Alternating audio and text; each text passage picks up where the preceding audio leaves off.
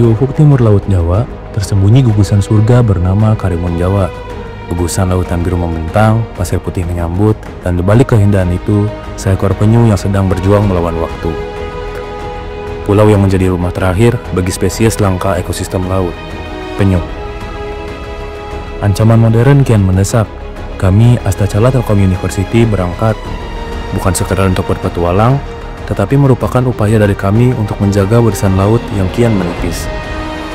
Kami datang bukan sebagai pahlawan, tetapi sebagai saksi, pelajar, dan pengingat. Ini adalah sebuah cerita tentang suatu perjalanan dengan tujuan. Tujuannya menjaga dan melestarikan warisan kekayaan laut di Nusantara, rumah bagi penyu yang nyaris punah. Kisah perjalanan kami menjaga rumah penyu, warisan laut Karimun Jawa.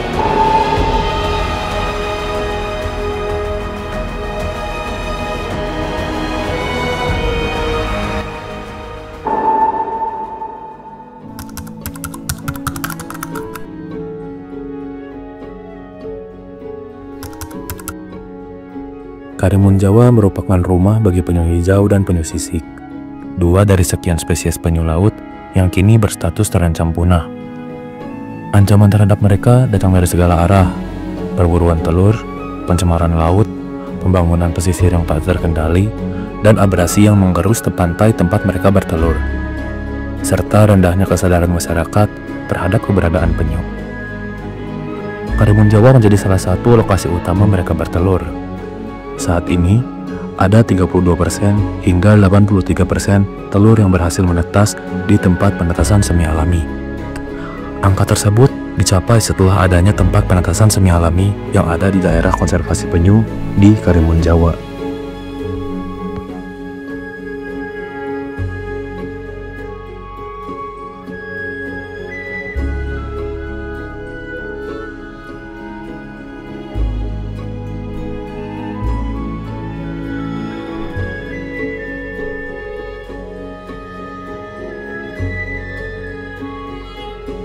Pasti kalau hanya pertama kali sekali ke Karimun Jawa pasti kurang puas ya, karena banyak destinasi spot-spot turis, spot-spot yang menawarkan keindahan itu luar biasa, banyak sekali.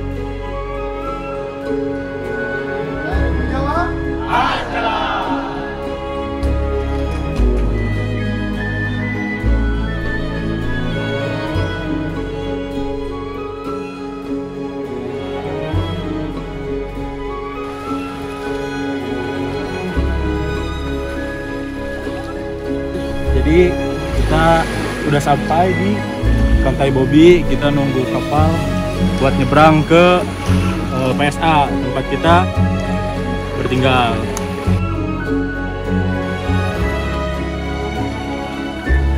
Selamat siang. Iya. Aman. Besok juga saya ke sana. Dari kondisi tersebut, langkah pertama kami adalah merumuskan 3 permasalahan utama. Yang pertama, bagaimana kami dapat meningkatkan tingkat keberhasilan penetasan telur penyu. Yang kedua, bagaimana kondisi terkini lokasi peneluran penyu di sana dan dampak lingkungan terhadap habitat mereka. Yang ketiga, bagaimana menumbuhkan rasa kesadaran ekologis terhadap masyarakat dan wisatawan agar dapat ikut terlibat dalam suatu kegiatan pelestarian. Sedikit dari kegiatan kami itu besok Pak, jadi plannya itu jam 9 pagi itu ceritanya kita ke pantai awal niatnya ya, ke Pulau Cilik, nge-explore yang kayak masalah sekolah penyu, terus sampai air. Jam 3 tuh udah kembali lagi ke sini ya, jam 3 tuh udah kembali ke sini, gitu awal niatnya. Seandainya saya cariin kapal besok ke pulau kecil gimana? Apa? Saya cariin kapal ke Pulau Cilik. Jangan masuk-masuk ke hutan-hutan yang kalau nggak pakai jeep ya. Di sini cuma hewan satu aja yang dicampurkan. Oh betul. Ular. Di sini ada viper mas namanya. Viper ya. Kalau pakai bawa center nggak?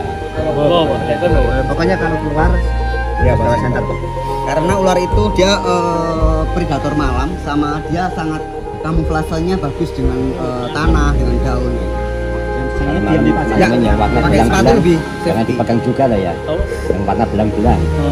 Hitam putih juga. Hitam putih ada. Saya di sini tuh yang berbisa paling banyak itu yang warna belang hitam putih sama kuning hitam. Itu sama apa? Jenisnya sama. Posisi cuacanya kan juga ini. Kalau wilayah timur kan ada merah gitu. Terus nanti kata Pak Denur, nanti kata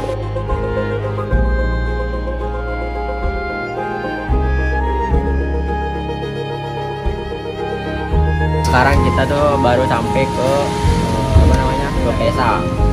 Sekarang itu lagi cek perkap kelompok sama logistik buat persiapan malam nanti sama besok hari.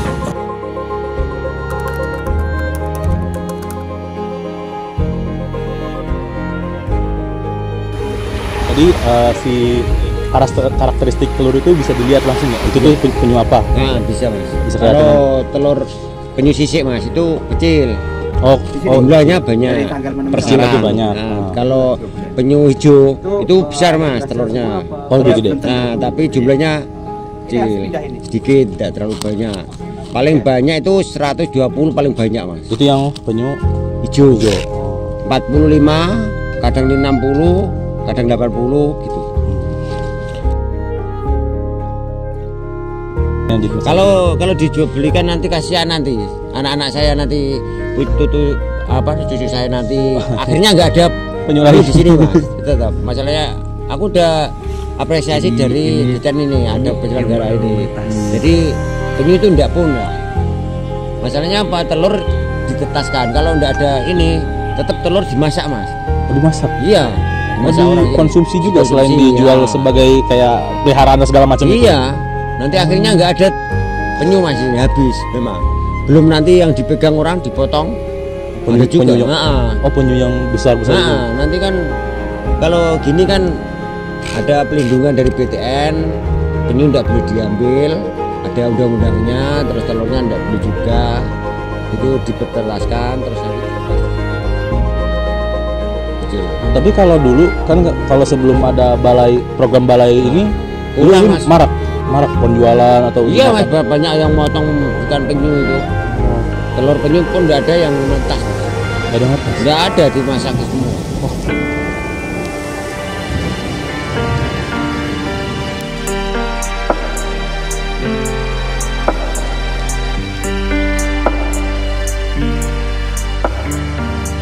Kami berencana akan menjalankan 3 kegiatan utama sebagai fokus kegiatan kami di sana.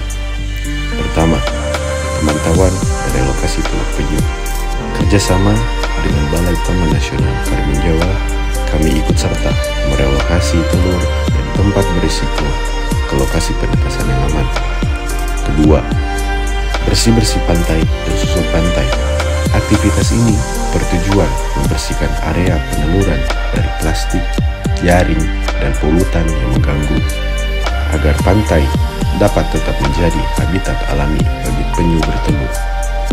Ketiga, wawancara dan edukasi kepada warga dan wisatawan untuk menggali pemahaman mereka serta menyampaikan pesan konservasi yang mudah dipahami dan berdampak.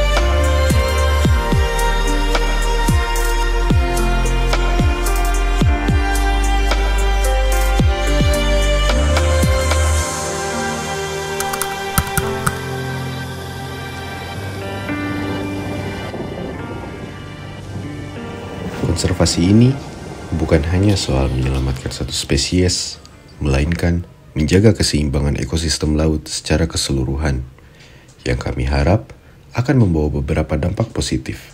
Di antaranya, dalam jangka pendek, kami harap kegiatan ini akan meningkatkan kesadaran ekologis pada masyarakat, kemudian dapat menciptakan lingkungan yang bersih dan aman bagi penyu, serta kita dapat membangun relasi antara komunitas, pemerintah, sampai dengan para akademisi. Dalam jangka panjang, konservasi ini diharapkan dapat meningkatkan peluang hidup tukik, lalu menjaga rantai keseimbangan ekosistem laut, serta memperkuat potensi ekowisata di Karimun Jawa. Karena ketika penyu punah, ekosistem akan berantakan, ubur-ubur yang mendominasi, dan rantai makanan akan terganggu. Dapat dipahami bahwa melindungi penyu adalah melindungi laut itu sendiri. atas nih cahaya, untuk yang bawah temperatur, ini apa kelembaban. Ini kalau di sini kan dry, gini disuhuin berapa gitu. Ntar diukur pakai meter. Kan kedalaman itu 40 sampai 40 fps buat yang nentuin titik air tuh. Terus ditulisin jamnya, tanggal, koordinat sama jam.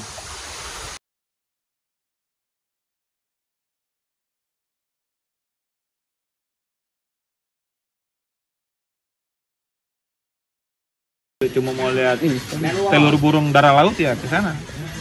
Tapi kalau ke sana kalian harus hati-hati karena telur itu dia di atas batu. Itu kalau orang nggak biasa lihat, jalannya pasti nanti nginjak. Nginjak telurnya. Jadi matanya harus benar-benar awas. Dan itu lagi musim bertelurnya. Burung apa? Burung dara laut. Burung dara laut. Burung camar yang kalian sering nyanyikan pada saat perpisahan itu tuh, burungnya itu. Jadi itu pulau itu emang ada pengumumannya kalau ada yang masuk yang diingatkan aja. Kadang-kadang masyarakat suka. Kadang-kadang kita ngecek hari ini nih. Ternyata ngecek telurnya masih ada. Kita kan hitung jumlahnya. Datang lagi, telurnya dari mana? Berarti ada yang rutin kayak memeriksa sama patroli. Kalau lagi bertemu kita pasti ngecek terus. Sampai dijaga berapa orang.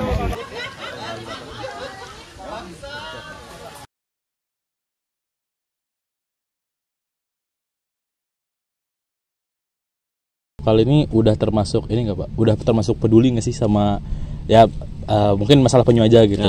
Udah termasuk peduli kayak udah kayak nemu nih berarti ya harus di ke PSA-in atau peduli man sekarang sudah udah di titik peduli berarti ya. Udah lama itu udah mulai ada penentasan itu udah peduli semua. Masalahnya sini banyak mas penyu sekarang menetapkan ke laut. Banyak. Biasanya pada umumnya itu subuh. Jadi sebelum matahari terbit dia udah di air sehingga dia sempat makan kenyang, sempat mencari tempat perlindungan. Karena apa? Ikan ketika subuh itu masih tidur. Nah, jam feeding ikan kebanyakan jam 8 pagi itu kan sebelum matahari terbit ya, subuh sebelum matahari menetas langsung lari. Ada juga tapi nggak sebanyak yang subuh, sore hari sebelum matahari terbenam itu sebelum maghrib. Nah, lautnya kalau dia menetas sore hari dia akan langsung ke lari.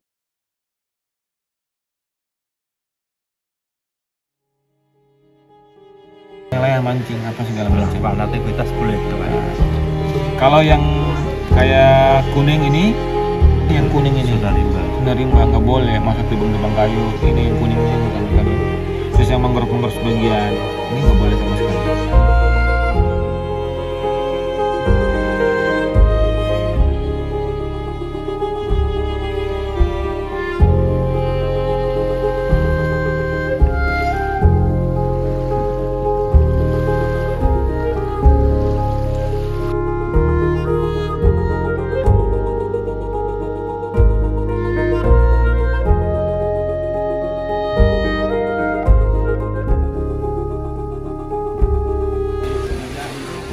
Semi alami. Kenapa disebut semi alami? Karena ini telur penyu satu bulan di Taman Nasional Nah, kebetulan di sini siapa yang mengelola, yaitu Pak Kanan dan satu lagi Pak Yusuf. Ini yang standby hampir setiap hari di sini.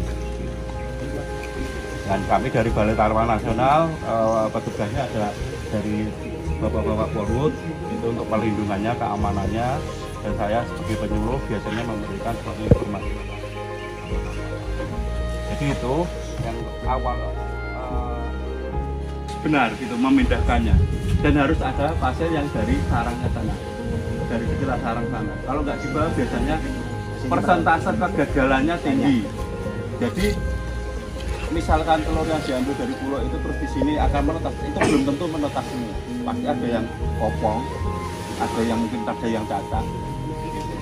Kalau yang dari masyarakat itu mereka membantunya yaitu kita sesuaikan pasiennya itu dengan alat. Kalau memang kita pakai alat kita belum pernah mencoba dan kita belum belum tahu itu tingkat keberhasilannya seperti apa. Nah selama ini ada beberapa macam tekniknya, tetap dibiarkan di sana, kita jaga dan kita bedakan kami alami dengan bahan yang ada dari pasien-pasien yang kita. Tapi kalau kita bantu misalnya pakai alat inkubator itu perlu pelan-pelan. Karena kita kegiatannya kan konservasi kembali ke alam. Bagaimana apa?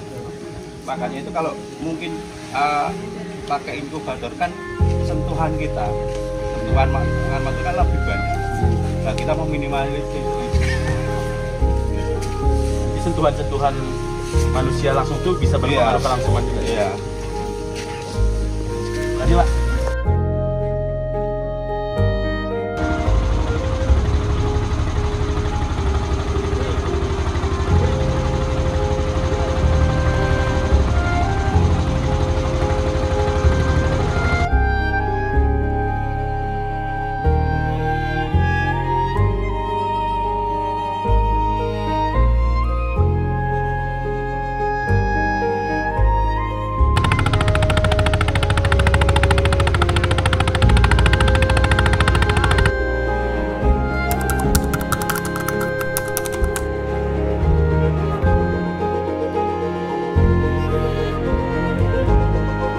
Makan dulu aja, nanti muternya nanti secara sendiri.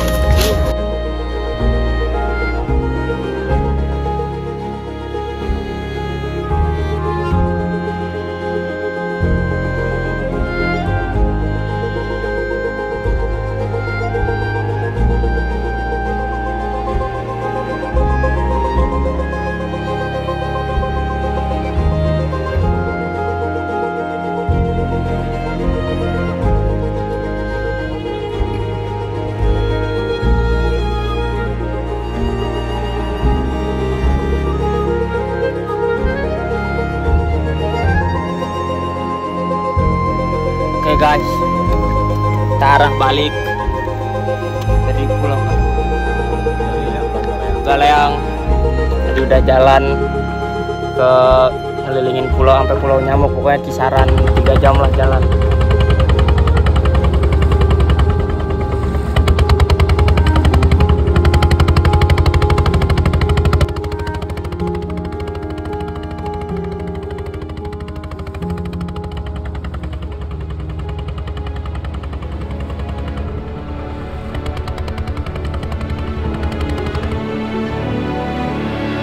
Kami percaya kesuksesan program ini tidak akan terwujud tanpa sinergi.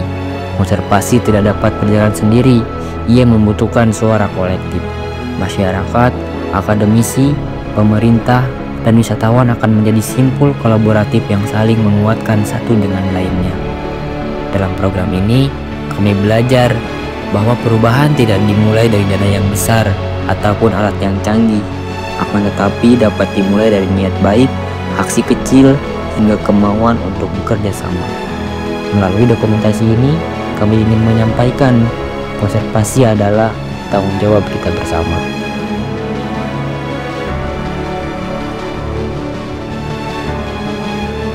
Di Karimun Jawa, kami belajar bahwa perubahan besar dimulai dari langkah kecil. Kegiatan kecil seperti memungut plastik dapat menanam kembali kepercayaan pada alam dan mengingatkan manusia bahwa penyu pun punya hak hidup. Penyu adalah penjaga laut. Bila mereka hilang, keseimbangan lautan ikut menghilang. Kami, Asa Cala, bukan penyelamat. Kami hanya pengingat. Kami belajar bahwa menjaga kekayaan bumi merupakan suatu tugas yang harus dimulai dari sekarang.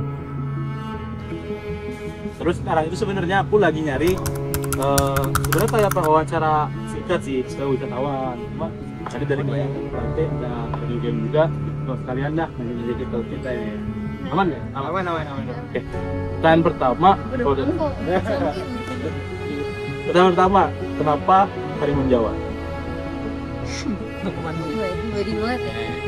Tapi kok sebenarnya program dulu, karena sini ada apa? Cara apa KKN? Oh, survei. Topik survei ini, topik KKN ini.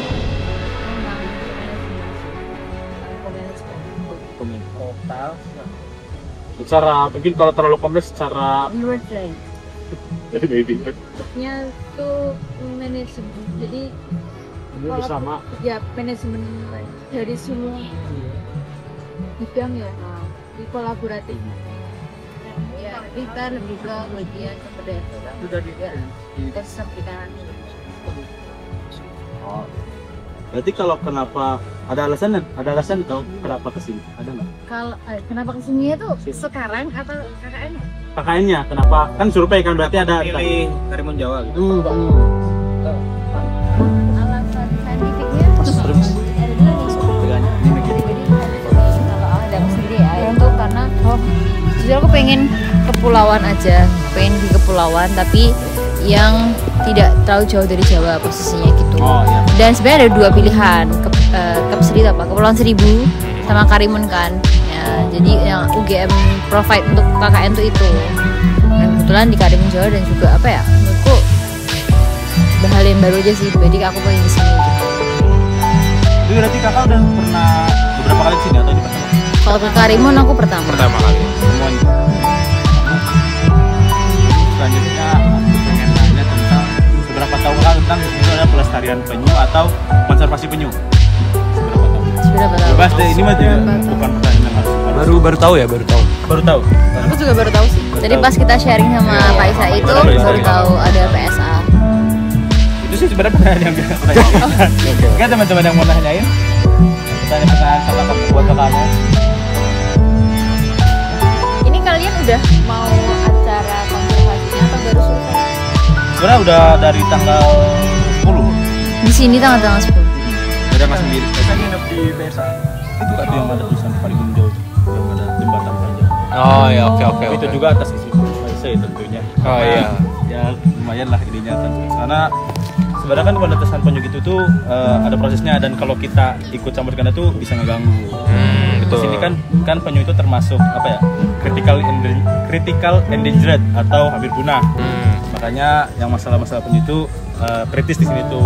Jadi kita pengen lihat itu awalnya kenapa sih PSA ini bisa ningkatin penetasan telur? Karena sebelumnya kan telur tuh alami aja kan di sini. Nah, PSA itu ngebantu naikin persentasenya. Kita pengen belajar. Jogja juga ada sih di pantai selatan gitu, ada mulai konservasi penyu gitu. Nah itu kalau fokusnya sama. Yang kedua tujuan kegiatan tuh lebih ke awalnya kan yang survei atau dari internet kan nggak pasti ya. Kita kayaknya awareness masyarakat lokal tuh ada nggak sih atau orang tuh nggak sih, ternyata masyarakat sini pun udah tahu. Nelayan itu udah kalau nemu telur tuh nggak ambil atau dimakan. Jadi memang dibawa ada teknisnya, kita belajar teknisnya cara ngambil penyu dari. Jadi uniknya telur penyu itu mungkin sama kayak kita. Kalau kita jauh dari orang tua, gampang sakit segala macam. Nah penyu itu uniknya kalau misal dia lahir di tanah ini, tanahnya tuh harus diambil. Jadi tanah pasir di sini sama tanah pasir di PSA itu nggak bisa disatuin buat si telurnya. Itu ngaruh ke persentase penetasannya. Paling gitu sih knowledge.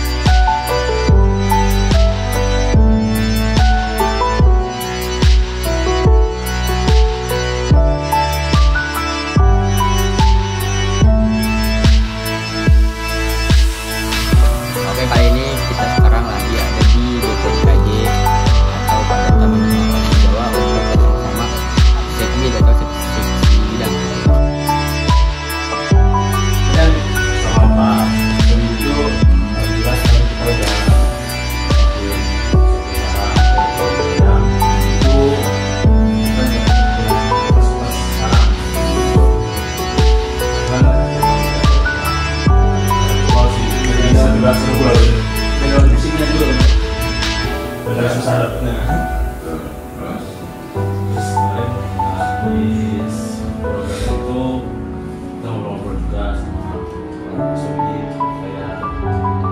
footage yang kita ambil gitu, orang yang belum tahu awalnya belum tahu Karimun kan, jadi tertarik nih itu mau ke Karimun. Paling itu sih yang berarti yang masalah footage kalau ngambil telur yang memang ada gitu, itu yang nggak ada kita nggak dapet. Ya nanti kalau aku pas buka ya di sebentar kalau ada lagi kapas sebenarnya terus itu terlalu banyak.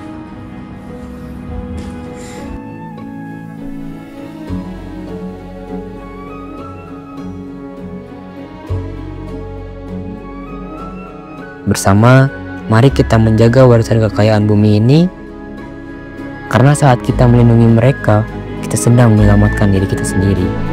Karena laut bukan tempat membuang, tetapi tempat kembali, rumah bagi semua kehidupan laut. Video dokumentasi ini dipersembahkan oleh Asacala Telkom University sebagai bagian dari program konservasi penyu, menjaga rumah penyu, warisan laut, Karimun Jawa.